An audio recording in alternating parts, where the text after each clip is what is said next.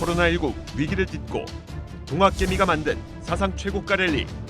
그러나 과도한 영끌, 레버리지, 가상화폐 투자 등 부작용이 속출하는데 대한민국의 미래는 자본시장에 있다. 위기 속에 피어난 기업들의 경쟁력, 불법 공매도, 주가 조작 감시, 선진 수준의 투자자 보호까지. 자본시장이 대한민국의 희망이다.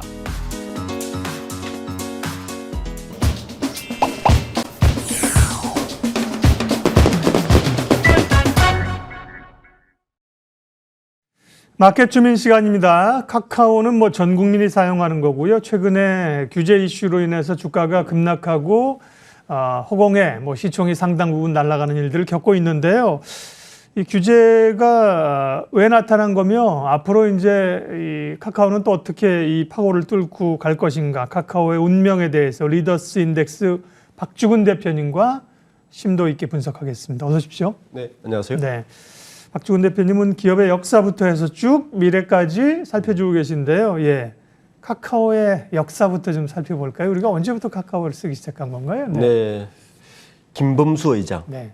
이해진 의장, 그리고 김택진 이런 분들의 공통점 중에 하나가 68, 67년생이라는 분들이죠. 네. 예, 그 시기에 한국의 IT 붐을 이끈 주역인데 김범수 의장은 이해진 의장과 같이 사실은 NHN 네이버를 같이 시작을 하셨죠. 그리고는 2006년도에 헤어지고 나서 원래는 미국에서 샌프란시스코에 있을 때 아이위랩이라는 걸 세우는데 이 카카오 못했는데 그 바로 다음 해에 2007년 1월 18일 날 K큐브 홀딩스를 만듭니다.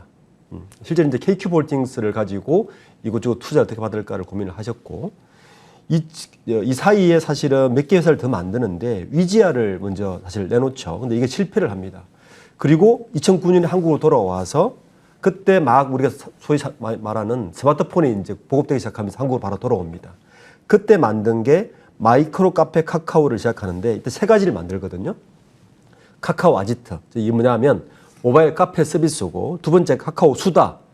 동영상 공유 서비스를 만들고 세 번째가 카카오톡인데 앞에 두 개는 실패하고 카카오톡이 이제 전체 대박을 터뜨립니다.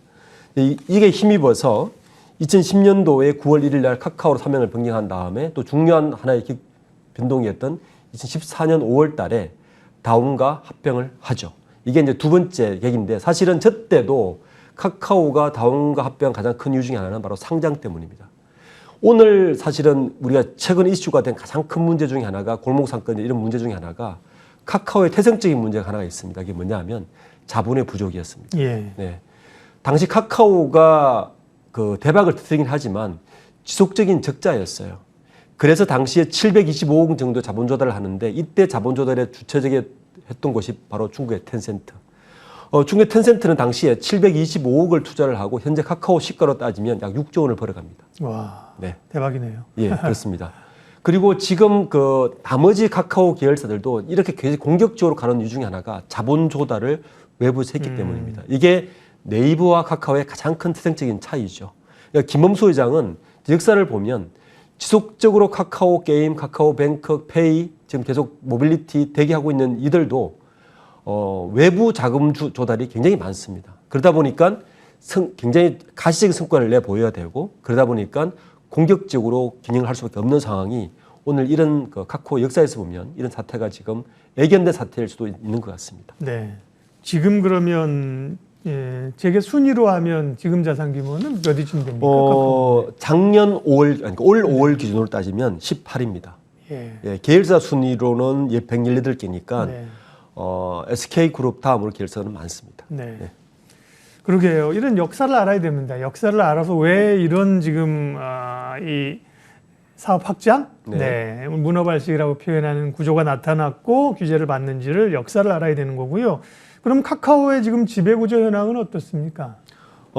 지배구조를 보시면 정점에 카카오가 있죠. 네. 카카오를 김범수 의장이 개인적으로 13.3%를 지배하고 있는데 여기에 이제 이번에 공정거래위에 인해서 몰매를 맞은 바로 K큐브 홀딩스가 있습니다. 네.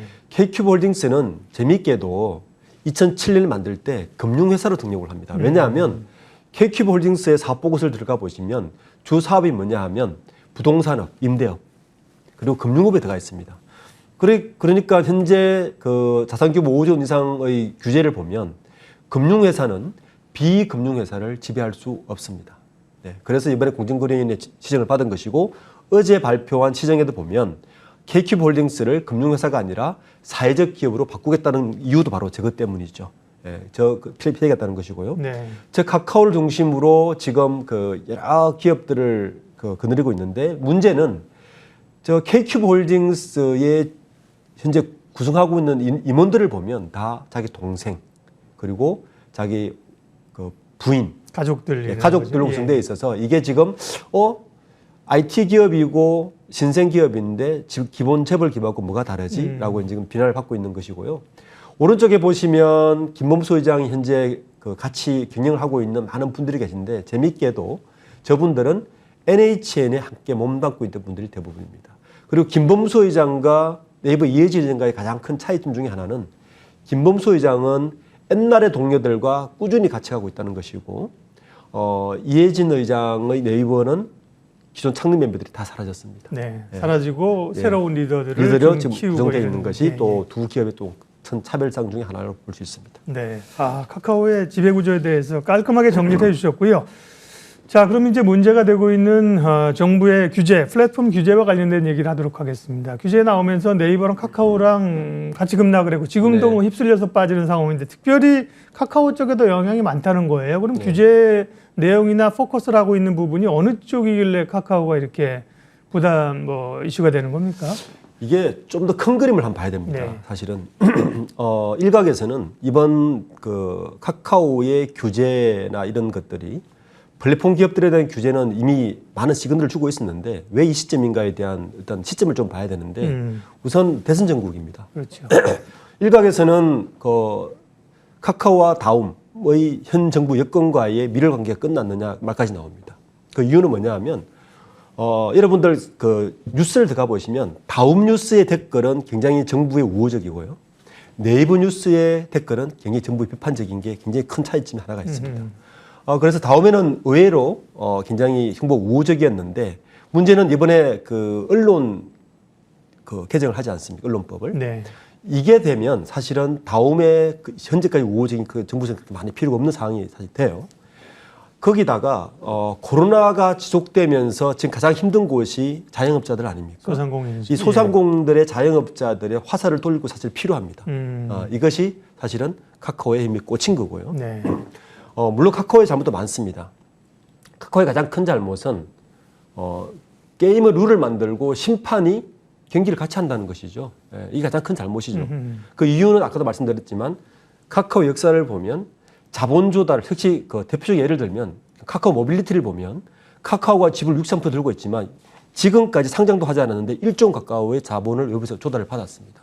자, 그러면 카카오 모빌리티를 운영하는 입장에서는 굉장히 급하죠. 가식 성과를 내야 되고 IPO를 내년에 해야 되는데 IPO 하기 전에 뭔가 가식 성과를 내야 되는데 그 방법은 좀 무리수를 두는 그래서 골목 선거까지 침해하는 이런 식으로 지금 경영을 할 수밖에 없던 상황이 된 것입니다. 그래서 이번 플랫폼 규제에서 가장 큰 타격을 받던 것이 두 가지인데 아까 첫 번째 말했던 모빌리티, 택시 운전사. 아시겠지만 택시 운전사들은 항상 선거판에서 가장 중요한 여론의 잣대입니다. 그렇죠. 예. 저분들의 여론을 받지 못하면 정권 잡기 쉽지가 않습니다. 맞습니다. 그래서 규제를 할 수밖에 없던 상황이 사실 사회적 심리가 큰 것이고요. 금액보다는.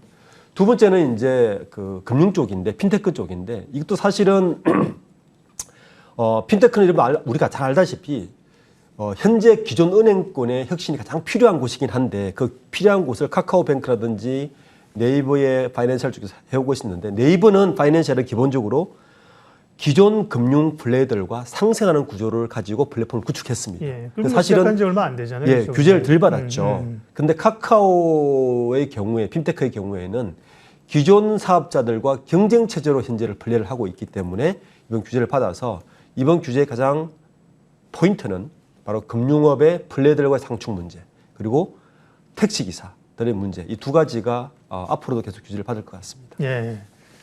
물론 사회적인 트렌드 그다음에 소상공인 여러 가지 이유가 있습니다만 또 사실 우리가 간과하고 있을 수 있는 카카오에 대한 규제가 들어오는 이면의 가능성들 이런 거를 딱 짚어주시니까 뭐 악유는 좀 있을 수 있지만 이해가 많이 됩니다. 그래서 어제 이제 급하게 카카오가 상생 방안을 발표했어요. 상생 기금 30조 원인가요? 만들고 3천억이죠. 예. 3천억, 예, 예. 3천억. 그다음에 좀 일부 사업에서 물러나겠다는 얘기 했는데 그 평가는 어떠세요? 네. 저는 굉장히 급했다는 생각이 좀 들었습니다. 이제 13일 날 규제를 시작했고 며칠 만에 카카오 계열사 전체로 보면 약 25조 원 정도가 시가총액이 날아갔는데 네. 카카오의 김범수 의장이 굉장히 급하게 내놓은 상생 방안이다 생각합니다. 조금 더 꼼꼼했어야 되지 않느냐. 네이버를 보면요. 네이버는 2011년, 13년도부터 저 공정위에서 독과점 규제에 대해서 굉장히 칼을 마칭을 하고 있었거든요. 그래서 그 이후에 네이버 행보를 보면 굉장히 눈치를 많이 봤어요. 약간 커머스를 하더라도 상생 방안을 이야기를 하고 뭐 이런 식의 했는데 카카오는 그 이전의 시장에서 많은 시간도 있었는데 불구하고 사실은 너무 대안이 늦었다라는 첫 번째의 판단 착오였던 것 같고 두 번째는 이 시점에서 내놓긴 내놨는데 좀 졸속이었다 저는 평가를 합니다. 예. 3층이라는 것도 5년간 나눠서 내는 것이었고요. KQ홀딩스는 사회적 기업 전환은 KQ홀딩스로 역시 홀딩스 구조를 가져가겠다는 지배 구조를 바뀌지 않겠다는 의지를 담긴 거거든요. 그래서 약간 졸속이었지 않느냐. 시장의 반응을 좀 봐야 될 것 같습니다. 네. 그럼 이제 앞으로 어떻게 흘러갈 거냐가 관심사인데요. 당장 이제 김범수 의장한테 화살이 돌아가 있습니다. 네. 아마 국정감사 나가겠죠. 네. 그리고 이제 공정위에서 이런 지분과 관련된 문제점을 제기하고 있는데요. 앞으로 있을 수 있는 뭐 공정위는 뭐 검찰 고발 이런 식으로 이제 간다는 건데요. 갈 수 있는 경로를 좀 예측을 해볼까요? 예. 우선 KQ홀딩스에 대한 공정위 규제는 뭐 사회적 기업을 바꾸고 나면 사실은 물론 법적으로는 형법적으로는 좀 강한 것도 있지만 네. 아주 강하게 나올 것 같지는 않습니다. 우선 내부 그래도 사실 없었고요. 두 번째가 이제 문제가 뭐냐면 현재 아까도 말씀드렸지만 모빌리티도 1종 가까이 외부 조달을 받았고 카카오페이도 당장 상장을 해야 되고 카카오 그룹은 특징 중에 하나가 그 사업 보고서를 들어가 보시면 매출액이나 영업이익이 아주 많지가 않습니다. 그에 비해서 소위 말하는 퍼가 높죠. 네, 굉장히 높죠. 주가 자체가. 그 이유는 기대감으로 가는 거. 성장성에 대한 기대감으로 계속 나와 있는데 또 이걸 거꾸로 이야기를 하면 계속적으로 성장을 해 나가 있는 이야기입니다. 문제는 이번에 2분기 실적을 보면 카카오가 전분기 대비해 영업이익이 3%밖에 성장하지 않았어요. 전분기 대비해서. 그러니까 성장 기업이라고 하기에는 사실 역부족인 상황이 나와 있습니다. 여기에다가 이번에 플랫폼 규제로 인해서 당장 모빌리티, 카카오페이에 대한 성장성이 떨어진다면 향후에 저는 만만치 않은 여파가 있을 것 같습니다. 예. 과연 카카오의 저런 현재까지 기조를 가지고 있는 저 성장성을 유지할 수 있을까? 성장성이 떨어진다면 외부 자금 조달도 상당히 난관에 부딪히지 않을까? 이게 지금 카카오의 가장 큰 이슈인 것 같습니다. 네. 일단 뭐 공정에서 칼을 뽑아 들었으니까요. 김범수 의장에 대한 제재를 하겠죠. 이제 시간이 가면서 과정을 좀 지켜보고요. 카카오페이, 카카오 모빌리티 말씀하신 것처럼 IPO 자체가 일정이 늦춰질 가능성이 높아지고 있네요, 그죠? 뭐 그렇다고 네. 봐야 되겠죠. 우선 당연 다음 달이죠. 그러게요. 네. 카카오페이가 10월달 IPO를 준비했는데 맞아요. 일단 비상이 걸렸습니다. 네. 그냥 불가능할 것 같고요. 연계 불가능할 것 같고 우선 이게 중개 서비스라고 이야기했는데 중개 서비스가 아니었죠. 스스로 플레이를 했기 때문에 이 부분은 불가피한 상황이고요. 더 큰 문제는 제가 볼 때 카카오 모빌리티인 것 같습니다. 모빌리티는 지금 저 시가총액, 그러니까 예상하는 시가총액이 약 뭐 5조에서 8조라고 이야기를 하는데 그것 때문에 1조 원 정도 자금 조달을 받았거든요. 네. 저 부분도 현재로는 지금 이번 그 플랫폼의 규제에 따르면 당장 성장성이 담보를 하지 못합니다. 그래서 카카오 모빌리티에 대한 전략이 바뀌지 않으면 저 부분도 당장 내년도에 IPO가 좀 불확실할 것 같습니다. 관련해서 할 얘기는 굉장히 많은데요. 정리 좀 하겠습니다. 그래서 어쨌든 간에 많이 빠졌기 때문에 투자자 입장에서는 기회로 보시는 분들도 있고요. 가지고 계신 분들은 상당히 곤혹스러운 입장인데 대표님 말씀 어쨌든 시간이 좀 걸릴 수 있다 이런 얘기군요. 네, 저는 투자자 입장에서는 두 가지를 봐야 될 것 네. 같습니다. 지금 굉장히 많이 떨어졌기 때문에 회복은 조금 되겠죠. 네. 근데 전 두 가지 좀 시점을 봐야 되는데 첫 번째는 내년 대통령 선거와 지방 선거를 무조건 봐야 됩니다. 네. 왜냐하면 당장 10월에 국정감사 있죠. 분류 나오겠죠. 그렇겠죠. 예, 그리고 정부에서는 공정거래위원회를 이제 기점으로 시작해서 여러 사업자를 쪼을 가능성이 굉장히 큽니다. 그 코로나 시국에서 그 일반 소상공인들의 울분을 토해낼 또 하나의 방법이 될 수 있거든요, 분명히. 그래서 그 시점까지는 좀 관망세를 보는 것이 저는 좋지 않을까라는 생각이고, 또 두 번째는 카카오와 네이버의 차이점은 카카오의 대부분 상장사들은 대부분 카카오라는 플랫폼에 연결되어 있습니다. 그러니까 하나가 무너지면 다 무너질 수 있는 구조를 가지고 있는 거죠. 같이 시너지를 낼 수도 있지만 이 부분도 어떻게 서로 인디펜던트, 독립성을 가지면서 균형을 할 수 있을지도 앞으로 투자 시점에서 굉장히 중요한 포인트로 봐야 될 것 같습니다. 네. 오늘 빅테크 규제, 특별히 이제 카카오에 대한 이슈하고요. 또 앞으로의 카카오의 운명에 대해서 전략까지 리더스 인덱스 박주근 대표님께서 아주 자세하게 정리를 해주셨습니다. 고맙습니다. 네, 감사합니다.